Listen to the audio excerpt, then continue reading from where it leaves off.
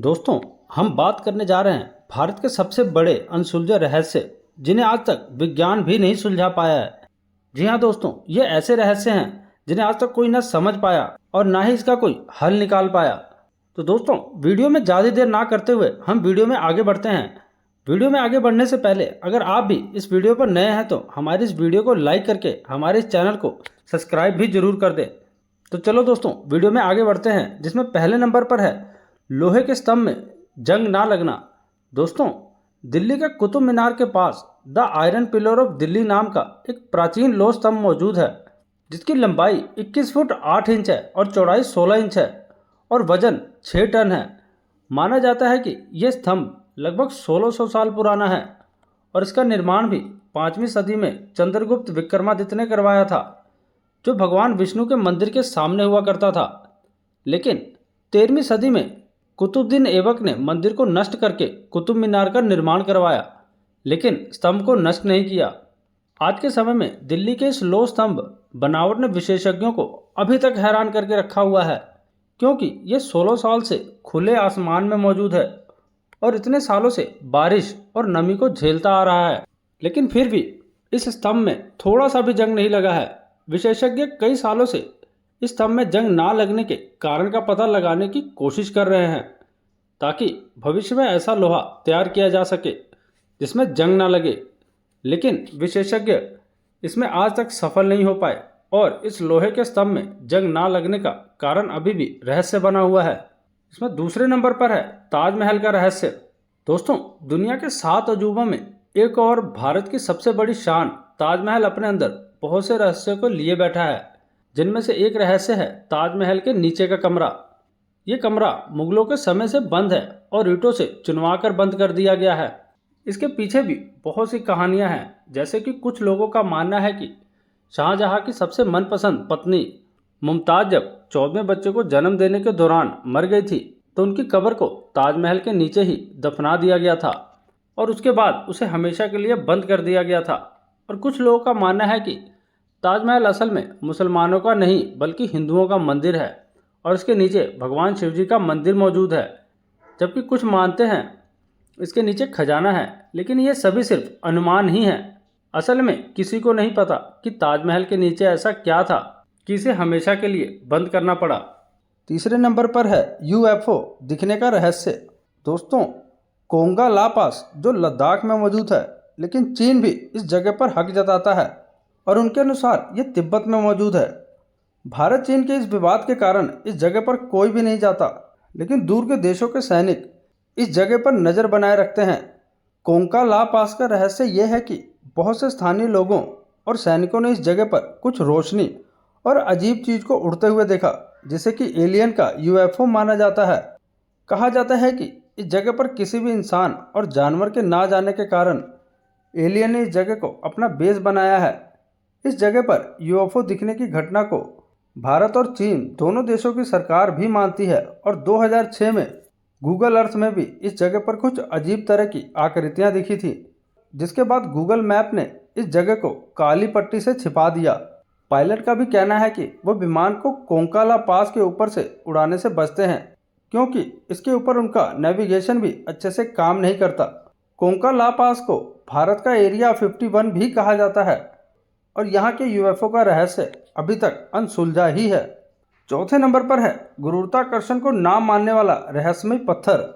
जी हाँ दोस्तों, तमिलनाडु के महाबलीपुरम में एक 200 टन वजनी 20 फुट ऊंची और 5 मीटर चौड़ी गोल चट्टान मौजूद है, जो किसी दूसरे चट्टान पर 4500 डिग्री की ढलान पर टिका हुआ है। हैरान करने वाली बात यह है कि ऐसी ढलान पर मौजूद होने के कारण देखने में लगता है कि ये किसी भी समय नीचे खिसक सकती है, लेकिन इतने सालों तक भूकंप और आंधी की मार पड़ने के बाद भी ये नीचे नहीं गिरी है। ऐसे में विज्ञान के सामने ये रहस्य बना हुआ है कि इतना बड़ा पत्थर यहाँ पर किसने लाकर रखा होगा। अगर ये खुद यहाँ कहीं से लुढ़क कर आया है तो ऐसी ढलान पर आकर कैसे रुक गया।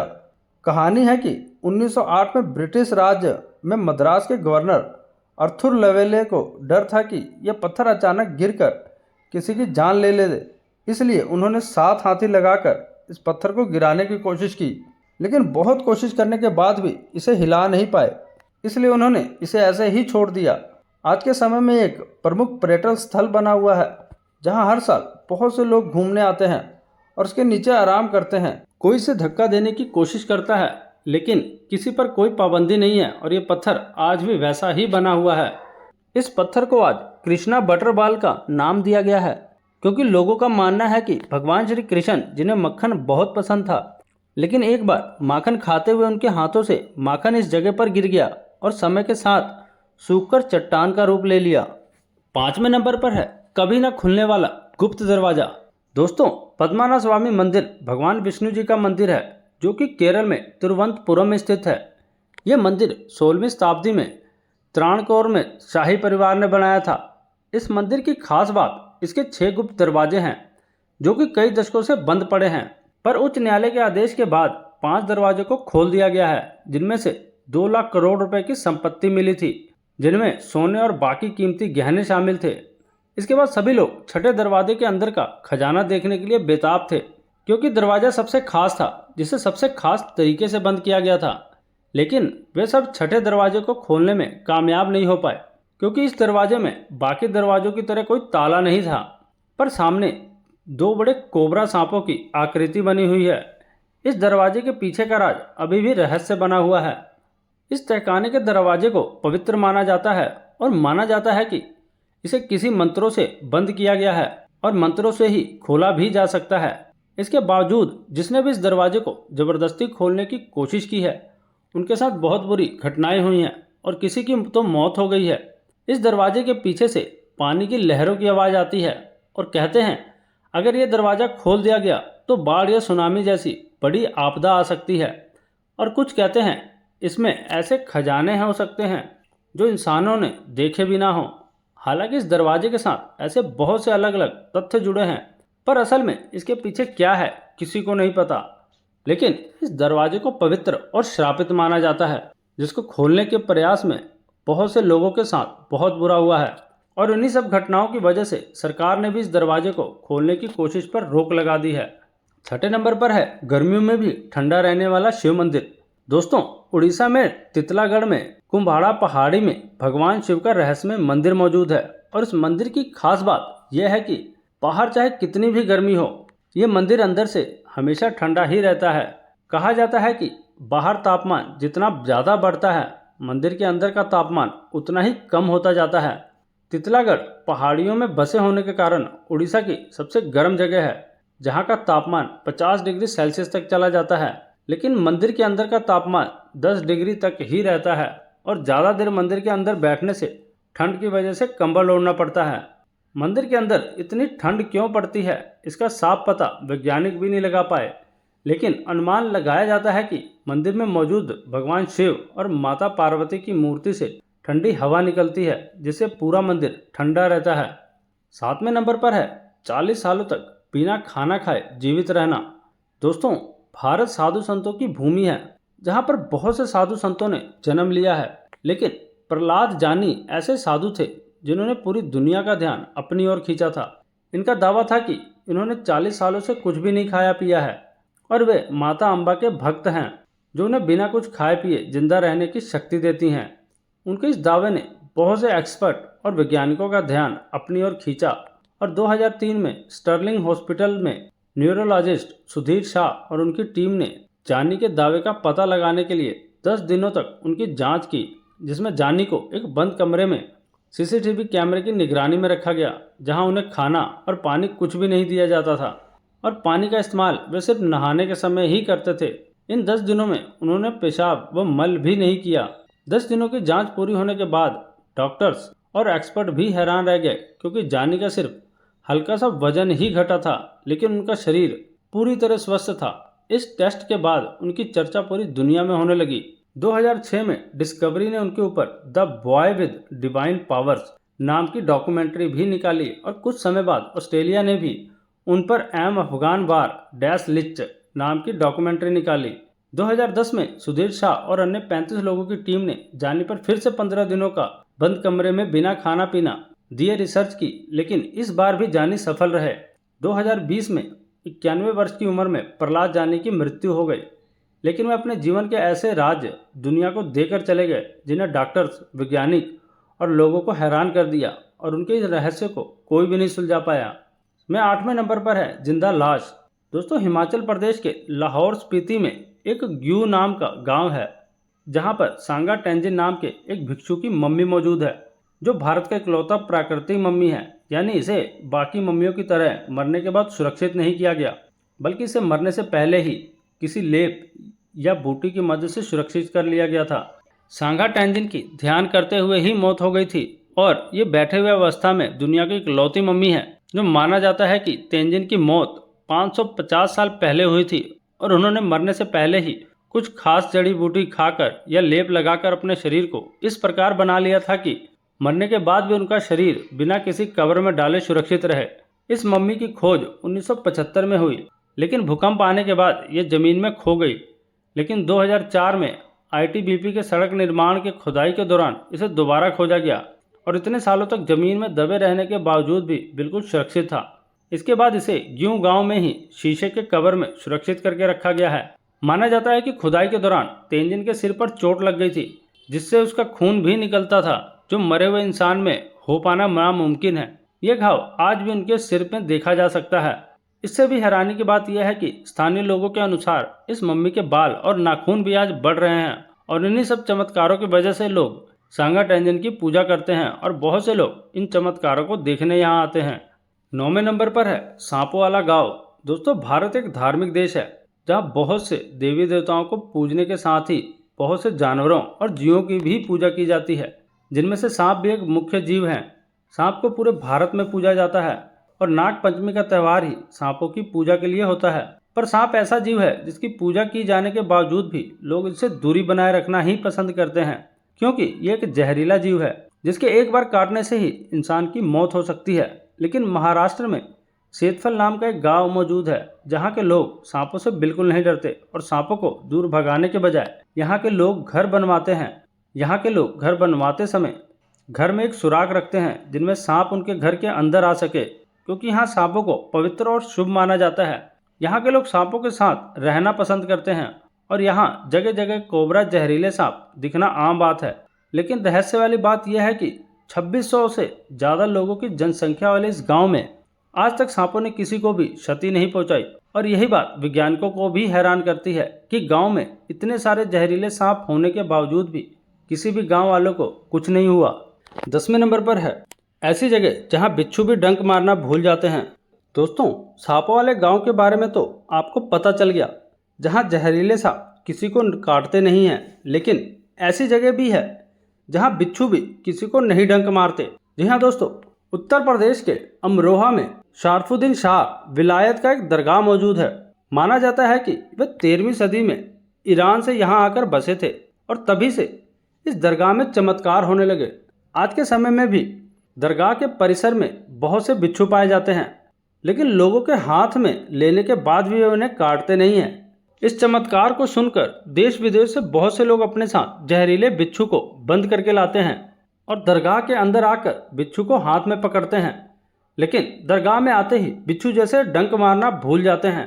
परिसर के अंदर मौजूद बिच्छुओं को लोग दरगाह के सूफी संत की आज्ञा लेकर कुछ समय के लिए घर भी ले जाते हैं, और इन दिनों तक बिच्छू भी उस आदमी को नहीं काटता। लेकिन तय समय पूरा होने के बाद भी अगर आदमी बिच्छू को परिसर में वापस नहीं छोड़ता तो बिच्छू डंक मारने लगता है। इस दरगाह के परिसर के अंदर बिच्छू जैसे जहरीले और आक्रामक जीवों के डंक ना मारने के स्वभाव से सभी लोगों को हैरान किया हुआ है। 11वें नंबर पर है चिड़ियों का झुंड। चिड़ियों का झुंड में आत्महत्या करना। दोस्तों, असम में दीमा हसोन में जतिंगा नाम का एक छोटा सा गांव है, जो बहुत ही खूबसूरत है। लेकिन छोटे से गांव में एक ऐसा रहस्य छिपा है जिसने वैज्ञानिक को भी हैरान करके रखा हुआ है। मानसून के मौसम में, खासकर सितंबर और अक्टूबर के समय, जब बहुत सी प्रजातियों के पक्षी प्रवास कर रहे होते हैं, लेकिन इस गांव से गुजरते ही झुंड के बहुत से पक्षी यहां पर आकर पेड़, बिजली के खंभों या घरों से टकराकर मर जाते हैं। मरने वाले पक्षी सिर्फ एक ही प्रजाति के नहीं होते, बल्कि प्रवास करने वाले लगभग सभी पक्षी यहां आकर अपनी जान गंवा बैठते हैं। और इससे भी ज़्यादा चौंकाने वाली बात यह है कि यह घटना शाम के 6 बजे से 9 बजे के बीच होती है। गांव के स्थानीय निवासी इस घटना के पीछे का कारण भूत प्रेतों को मानते हैं, जबकि वैज्ञानिक शोधकर्ताओं का मानना है कि इस घटना के पीछे का कारण मानसून में होने वाला कोहरा और चिड़ियों को आकर्षित करने वाली रोशनी है, जिससे कोहरे में उन्हें अच्छे से दिखाई नहीं देता और वे खंभों व पेड़ों से टकराकर मर जाते हैं। लेकिन वैज्ञानिकों के इस तर्क को भी सच नहीं माना जाता, क्योंकि प्रवासी पक्षी बहुत अच्छे नेविगेटर होते हैं जिन्हें अपने रास्ते का अच्छे से पता होता है, और वह पेड़ व लाइट व खंभे तो हर जगह होते हैं। फिर भी इसी जगह पर आकर पक्षी क्यों मरते हैं? जतिंगा गांव में पक्षियों का इस तरह से झुंड में मरना अभी तक अनसुलझा रहस्य बना हुआ है। 12वें नंबर पर है वीरान गांव जिसे दोबारा कोई नहीं बसा पाया। दोस्तों, भारत की धरती पर बहुत से राज्य और रहस्य छिपे हैं जिन्हें सुलझा पाना बहुत ही मुश्किल है। ऐसा भी भारत का एक रहस्यमय गांव है जिसका नाम कुलधरा है।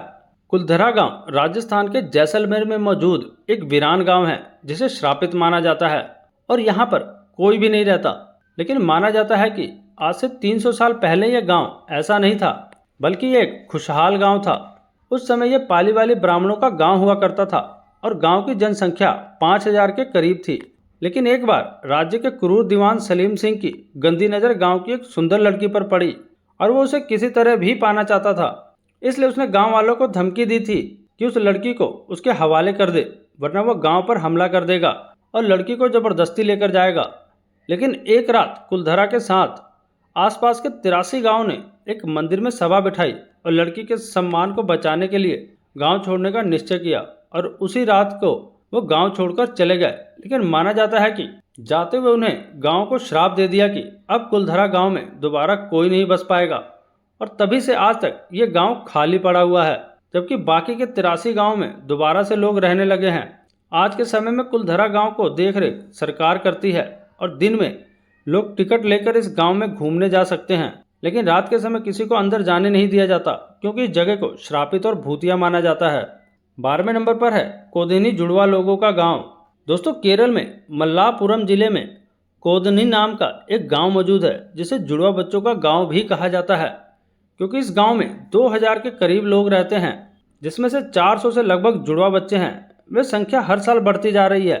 दुनिया के हर 100 बच्चों में 4 बच्चे जुड़वा पैदा होते हैं, लेकिन इस गांव में हर 100 बच्चों में 45 बच्चे जुड़वा पैदा होते हैं और जुड़वा बच्चों का यह औसत एशिया में सबसे ज़्यादा है।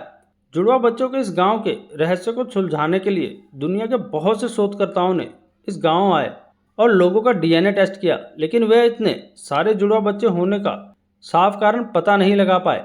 शोधकर्ताओं का कहना है कि जुड़वा बच्चे होने का कारण गांव की हवा, आहार, पानी और कुछ अज्ञात तत्व हो सकता है, लेकिन इस रहस्य का स्पष्ट तौर पर पता नहीं लगाया जा सका। 13वें नंबर पर है सबसे रहस्यमय और चमत्कारी मंदिर। दोस्तों, भारत के अधिकतर अनसुलझे रहस्य भारत के मंदिरों से ही जुड़े हैं, जहां हर दिन नए नए चमत्कार होते रहते हैं। और उन्हीं चमत्कारी मंदिरों में से एक है उड़ीसा के पुरी में स्थित जगन्नाथ टेम्पल, जो भगवान विष्णु जी को समर्पित है। जगन्नाथ जी का मंदिर समुद्र के पास मौजूद है।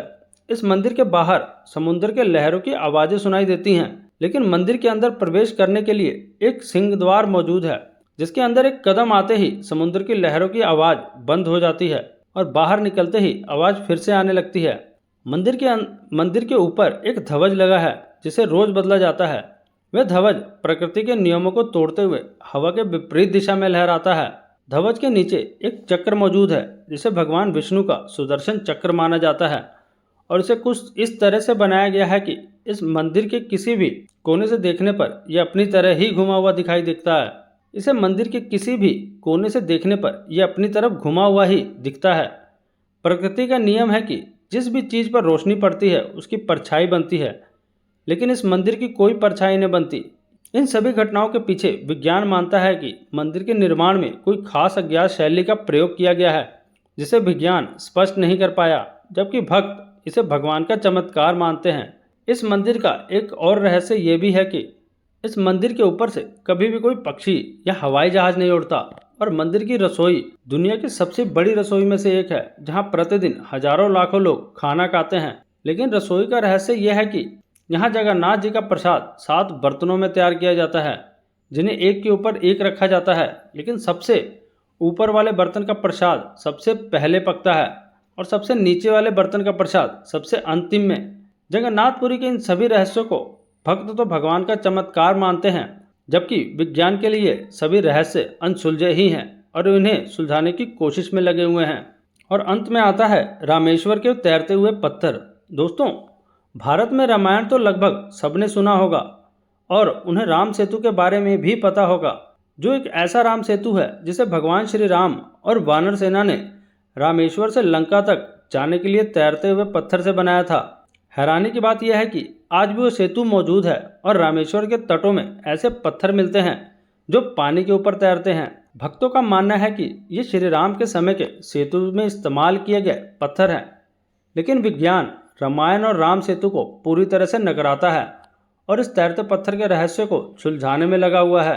वैज्ञानिक के अनुसार ये प्यूमिका स्टोन है जो ज्वालामुखी के फटने के बाद बनते हैं और जलने के कारण अंदर से खोखले हो जाते हैं, जिससे ये पानी पर तैर सकते हैं। लेकिन विज्ञान अपने इस तर्क पर भी पूरी तरह स्पष्ट नहीं है, क्योंकि रामेश्वर में पाए जाने वाले पत्थर पोलिका पत्थर के मुकाबले ज़्यादा भारी हैं और इस जगह के आसपास कोई भी ज्वालामुखी नहीं है। रामेश्वर के तैरते पत्थरों का कारण वैज्ञानिक अभी तक साफ तरीके से पता नहीं लगा पाए और अभी भी इस रहस्य पर शोध जारी है, जबकि बहुत से हिंदू लोग इसे रामायण से जोड़कर देखते हैं। पर आप लोगों को इस तैरते पत्थरों के पीछे का कारण क्या लगता है, विज्ञान या श्री राम भगवान जी? दोस्तों, कमेंट में अपनी राय जरूर बताएं और ये वीडियो आपको कैसी लगी ये भी जरूर बताएं और हमारी इस वीडियो को लाइक करके हमारे इस चैनल को भी सब्सक्राइब कर दें ताकि ऐसी और वीडियो आपको मिलती रहे। तो मिलते हैं अगली वीडियो में। धन्यवाद।